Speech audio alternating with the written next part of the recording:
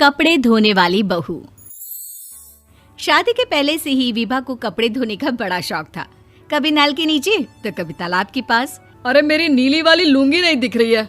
विभा की अम्मा, कहाँ रखी है लुंगी? अरे वो तो विभा ने परसों ही धोकर रखी थी आपकी अलमारी में, देखो वहीं होगी। वो ना मैंने आज धो दी, मुझे लगा कि गंदी हो गई होगी। अरे कैसे गंदी हो गई थी? उसे तो मैंने पहना भी नहीं। हे भगवान, इस लड़की के कपड़े धोने की आदत से परेशान हो गया हूँ मैं। जितना तो घर में राशन नहीं आता, उससे कहीं ज्यादा डिटर्जेंट पाउडर का खर्चा है। इसकी शादी करवा दो, शादी जाए अपने घर में ही करे काम, फिर चाहे घर के कपड़े धोने हो या पूरे गांव के। हाँ ठीक बोल रही हूँ, देखता हूँ मैं कोई लड़का। वो दिन भी आ जाता है जब विभा को देखने लड़के वाले आ जाते हैं। लड़की मुझे अच्छी लगी। होने वाली सास कहती है, बेटी अगर कुछ पूछना है तो पूछ लो। वैसे तो हमारी लड़की बहुत ही शर्मीली है, जो बोल दो वो मान लेती है, इसे क्या पूछना होगा। अरे कैसी बात कर रही हो माँ, मुझे इन लोगों के घर रहना है, सवाल तो कई है। हाँ हाँ बेटा, पूछ लो ना, क्या पूछना है। आप लोगों के घर कपड़े कौन धोता है? सास का मुंह बन जाता है। देखो, अगर तुम ये कहना चाहती हो कि तुम्हें कपड़े धोने नहीं आते तो सुन लो, कपड़े मैं ही धोती हूँ, लेकिन तुम्हारे आ जाने के बाद मैं रुमाल तक नहीं धोऊंगी। अरे चुप रहना भाग्यवान, बहू बेचारी घर आई नहीं, उसे डराना शुरू कर दिया। वो क्या है ना बिटिया, अभी तक तो ये कल्लू की माँ ही धोती थी, लेकिन अब तुम्हारे पापा तो दहेज में वॉशिंग मशीन देंगे ही। तभी विभा की माँ बोल पड़ती है, सवाल भी पूछा तो क्या। वैसे भाई साहब, मशीन की तो फिर भी कपड़े धोने की कैपेसिटी होती है। मतलब जो बिटिया दे रहे हैं ना विभा, इसे कपड़े धोने का बहुत शौक है। ये आप लोगों के क्या, आस पड़ोस गांव मोहल्ले सबके कपड़े धो दे और उफ तक ना करे। बाहर देखा नहीं आपने कितने कपड़े सूख रहे हैं? सब हमारी बिटिया ने ही तो धोए हैं। बस भी करो ना माँ, शर्म आ रही इतनी तारीफ सुनकर। और तो और एक दाग निकाल कर दिखाओ तो मान जाओ। हाँ अच्छा, माफ करना बेटा, मैंने गलत समझा। हमें तो रिश्ता बहुत पसंद है। और ऐसे जुड़ जाता है रिश्ता कपड़े धोने का शौक रखने वाली विभा का। उसकी शादी हो जाती है कोयला फैक्ट्री में काम करने वाले कल्लू के साथ। शादी के बाद अचानक विभा चिल्लाती हुई सास के पास आती है। सासू माँ, अरे सासू माँ कहाँ है आप? ये तो धोखा है, धोखा दिया आप लोगों ने मुझे। इसे ससुर के चक्कर के बारे में पता चल गया। अरे तो उसमें तुझे क्यों धोखा मिला है? अरे नल में पानी नहीं आता, कपड़े कैसे कब धुलेंगे?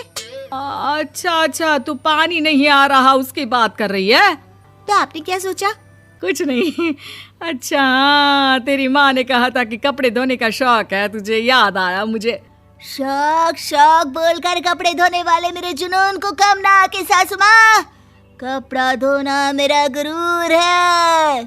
तभी पति भी वहाँ आ जाता है। अभी मैंने इसे सनी देओल की फिल्म दिखाई है, उसी के डायलॉग मार रही है माँ। अच्छा सुन, साफ साफ बता रही हूँ, पानी सुबह 4 से 6 और शाम को 10 से 12 आता है, समझी? विभा टाइमिंग सुनकर हैरान हो जाती है। ये क्या भूतों का मोहल्ला है? सुबह 4 बजे उठकर कौन कपड़े धोता है? 4 बजे टंकी में पानी जाता है, फिर सारा दिन धोना ना, किसने मना किया? अरे कैसी बात कर रही हैं? 200 लीटर की टंकी में कितने कपड़े धो लूंगी मैं? सुबह ही उठ जाऊंगी मैं। अब क्या था, विभा सुबह 4 से लेकर रात के 12 बजे तक कपड़े ही धोती रहती। एक रोज सास पड़ोस से निकलकर कहीं जा रही होती है कि साथ वाली कहती है, हाँ कल्लू की माँ, जरा ये बताओ कि 2 साड़ी है, 2 ब्लाउज और एक पेटीकोट और एक नाड़े वाला लंबा कच्छा। हाँ तो? अरे तो क्या, कितना लोगी धुलाई ये बताओ। धोबन दिख रहे हैं हम क्या? हमारे पति सरकारी नौकरी से अभी रिटायर हुए हैं और बेटा सुपरवाइजर है कोयला फैक्ट्री में। धोबन समझ रखा है हमें?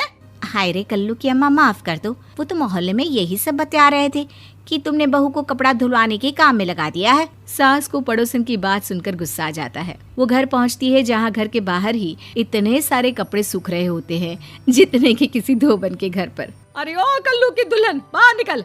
माँ जी यहीं आ जाओ, बाथरूम में चादर धो रहे हैं हम। अरे अभी हम धोते हैं, तुमको बाहर निकलो। ये आस पड़ोस वाले बोल रहे हैं कि हम बहू से कपड़े धुलवा कर उसे कपड़ा धोने वाली बना दिए हैं। अरे छोड़ो ना माँ जी, किन लोगों की बातों में आती हो?